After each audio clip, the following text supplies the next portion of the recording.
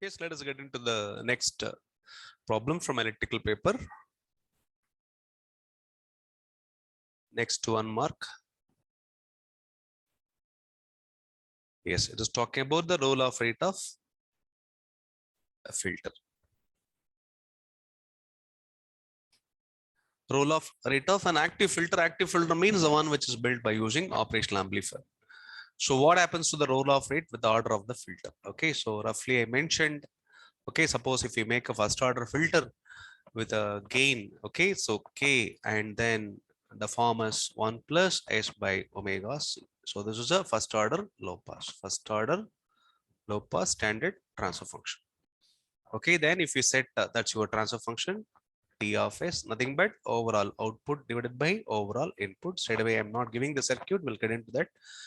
So whenever you have a doubt in this fundamental, yes, you can, okay, put a message for clarity. We'll try to help you by giving a detailed solution. Okay, so I'm starting straight away from here. Okay, so then if you get into the transfer function, that's your V naught by V in given as T of S. Okay, so then T of j omega will become, it's K by 1 plus j omega by omega C. So then in polar form, you can write it as 1 plus, okay, root of 1 plus omega by omega C the whole square. The plot, and the problem is talking about only the magnitude plot. So focus only on the magnitude of your transfer function will be this. Then if you plot it with respect to decibel, the normal plot will be like this, and asymptotic plot will be like this. It's a first order. So that's a normal plot, Bode plot. Okay, normal. If it is asymptotic till the corner frequency or the cutoff frequency, it will be like this. Let this is the gain K, and then at cutoff, the gain will fall to K by root 2. Okay.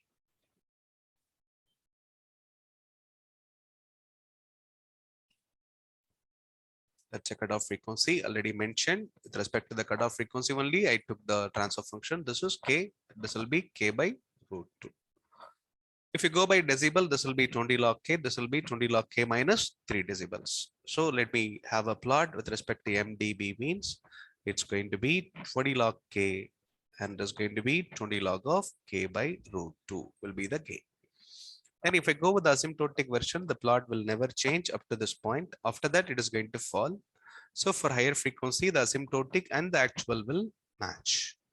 So it's talking about this only. So at what rate it is rolling, okay, in the towards the stop band. That's what we refer as roll off rate. So what is the roll off rate of a first order means? It's going to be minus 20 dB per decade, or it can be minus 6 dB per octave. Suppose if it is an nth order system during high frequency, nth order system into n will be the roll off rate. Okay, now it's up to you to decide. So what is happening to the roll off rate? Forget about the minus sign. So, okay, roll off means it is going to fall. Okay, at what rate it is falling. So leave the minus and focus only on the magnitude. So the roll off rate is 20 dB per decade into n. As the order increases, what will happen? The roll off rate of an active filter, okay, dash with order of the filter. So it is going to increase with the order of the filter. That means when the order increases, the roll off rate also increases. So the best possible answer is option C is the right answer for this problem. Okay, right? That's a simple problem. Let me get into the next one. Is what is the problem? In a digital protection scheme, the component necessary to make the signals from the transducer compatible with the analog interface. Okay, so we didn't talk about that analog interface. What we have is, so we are having a transducer.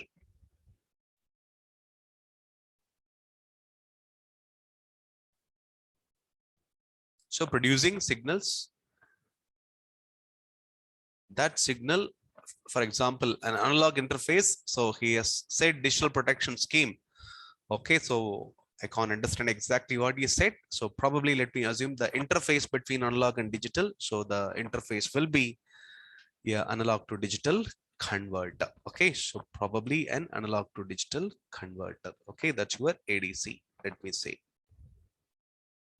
So going to produce n-bit digital data, digital output.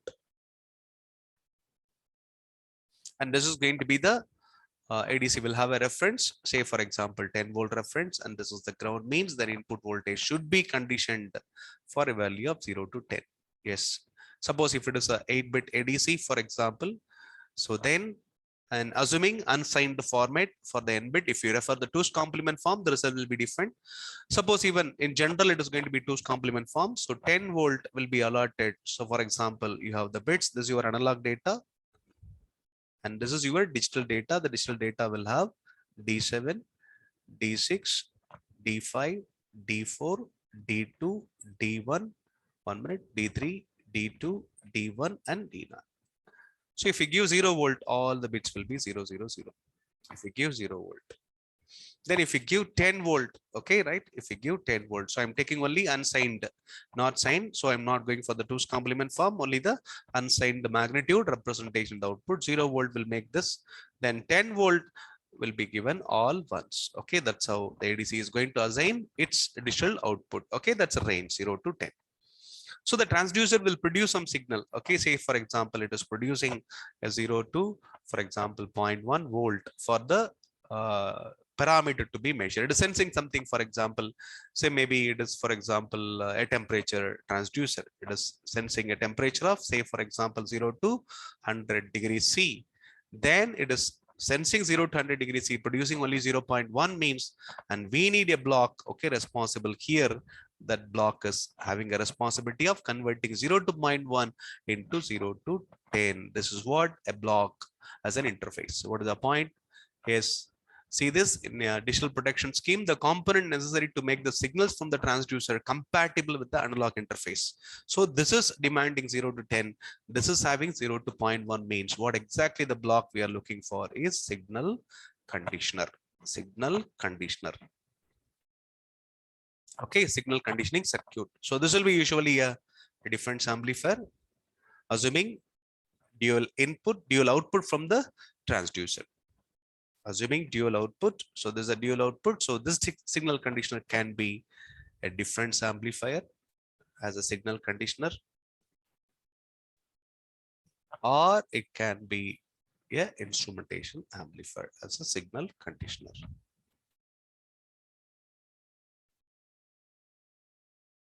Okay, so the right answer for this problem is the component necessary to make the signals from transducer compatible with the ADC or the analog interface is a signal conditioner, a signal conditioning circuit in general. Okay, so shortly people will say like this also. That's your signal conditioning circuit. That is either a difference amplifier or instrumentation amplifier of high quality. Okay. So we are not getting into the complete details. Okay, so that's a way. So feel this like a overall measurement system, beginning with the transducer, and finally the 0 to 100 degrees C will be converted into additional data. So this is your temperature. If you take, so 0 degrees C will be given all code of all zeros. That means code of 00H. 0 degrees C will be given 00 hexadecimal. If it is 100 degrees C, it's a full scale deflection temperature to be measured. Then full scale output from the ADC. Full scale means in hexadecimal, it is going to be FFH. Okay, so that's a code. Finally, you're going to get, okay, this is your input, this is your output. So 0 degrees C temperature will give an additional code of 00H, and 100 degrees C temperature will be given a code of FFH. So if the input maximum, output is also maximum. Okay, so that's your complete system, a temperature measurement system involving a transducer. I'm not talking about the transducer. It may be a thermocouple. It may be a thermocouple. Okay, so electrical students, okay, not aware of much of the sensors and transducers, so take it as a thermocouple. Okay, yes, just Google for better understanding on thermocouple. Two metals joined together, okay, having increased temperature will have a EMF induced. That's a fundamental principle behind thermocouple. Okay, like that. Okay, so it didn't say it's a temperature measurement. Some measurement there involving a transducer. It may be a RTD, it may be a strain gauge, a strain measuring. Okay, right? Or it may be a piezoelectric crystal. Okay, depending on the application. Okay, that's a second problem. The right answer is signal conditioner. Then the next problem. This is actually belong to the 2 marks. So about SCRO, it's also an instrument. So what we need actually to amplify the signal applied to the X plates. Okay, so what we have is we have 2 plates. We have X plates. to pull the electron beam horizontally, and we have Y plates to pull the electron beams vertically.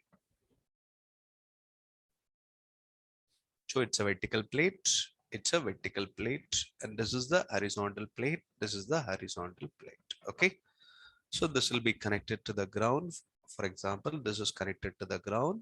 Okay, so there are two amplifiers, so the signal to be measured is actually passing to the vertical plate through a vertical amplifier. So this is the vertical amplifier, so that is the one going to excite this. Okay, so it will have both plus and minus output. So say for example, that's a signal to be scoped.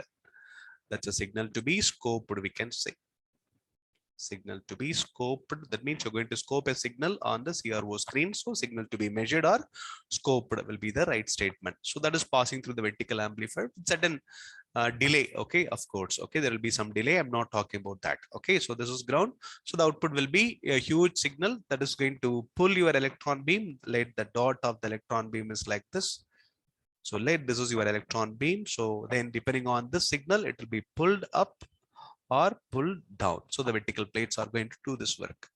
Whereas the horizontal plate, assuming it is also going to be synchronized with this.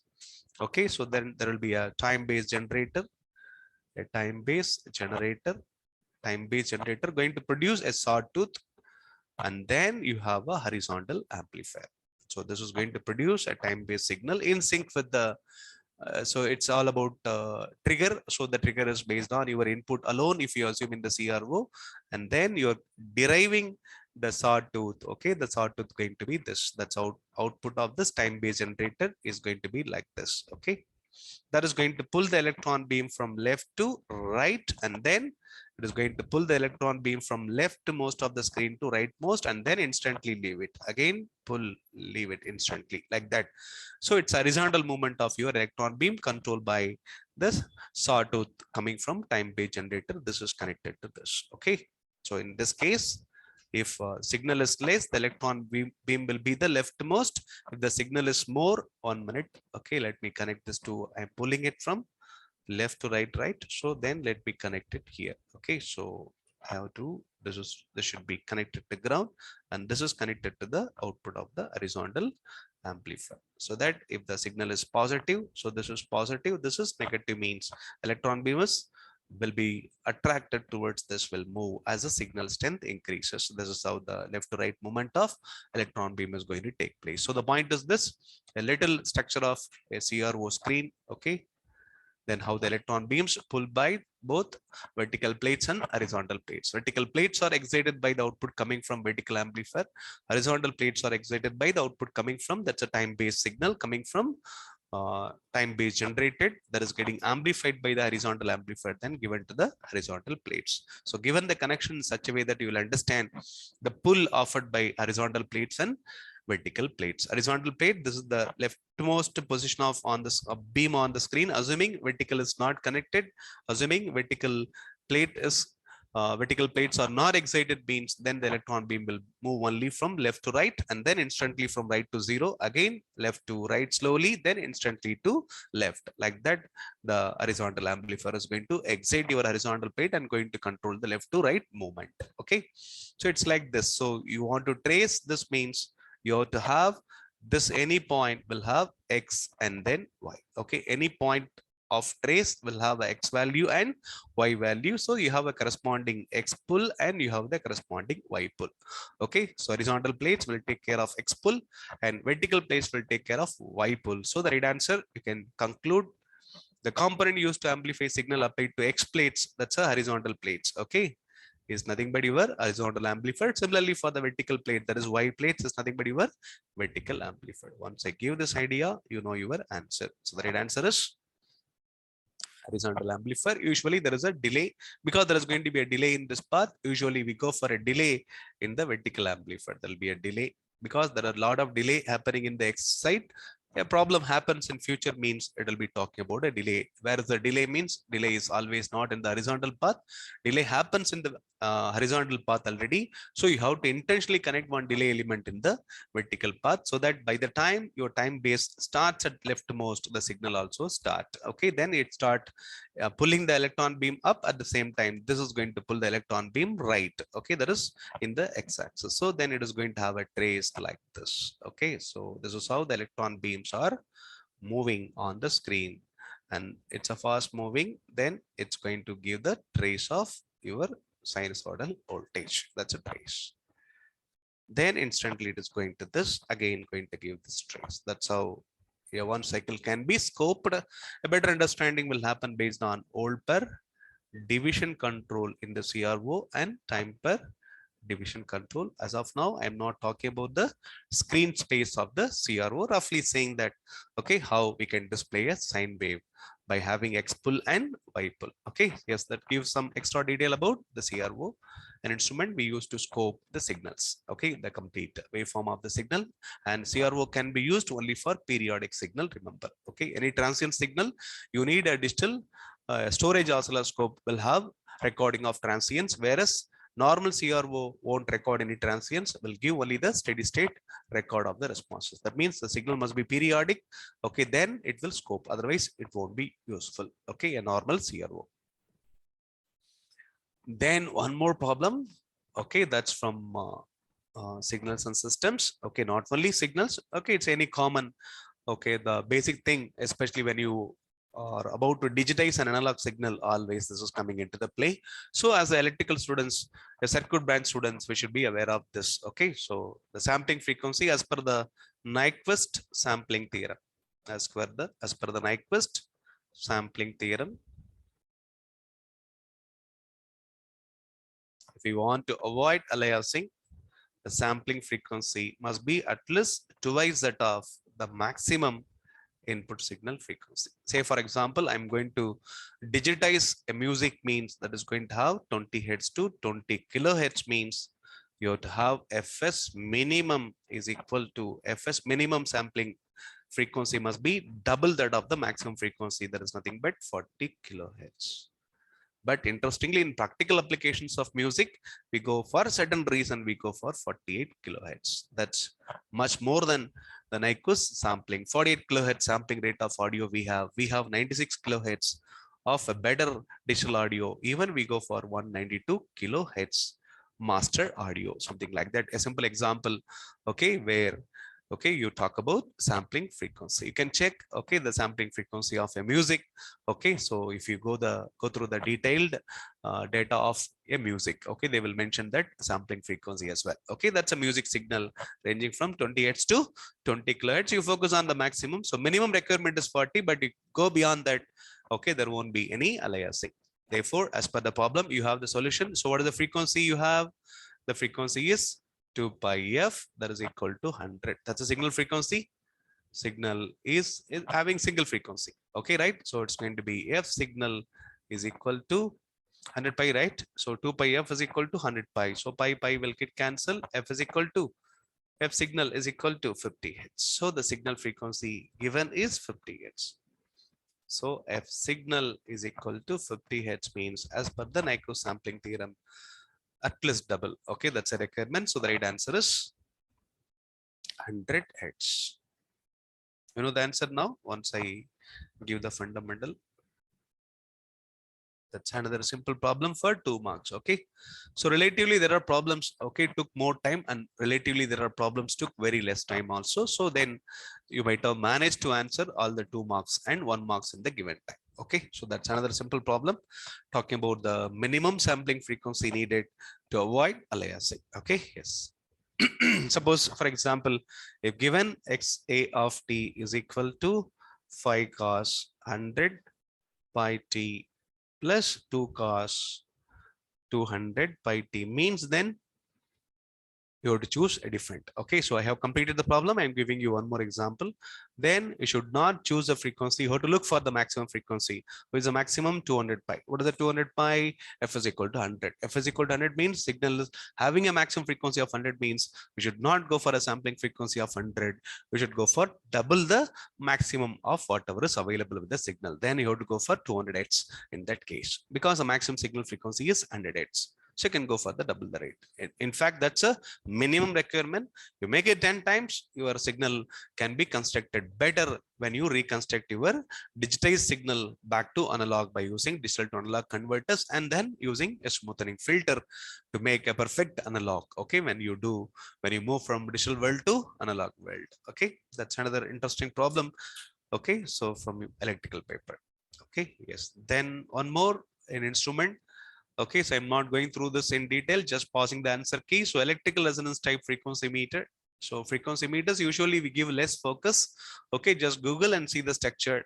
There are two instruments. Okay, so for frequency measurement, electrical resonance type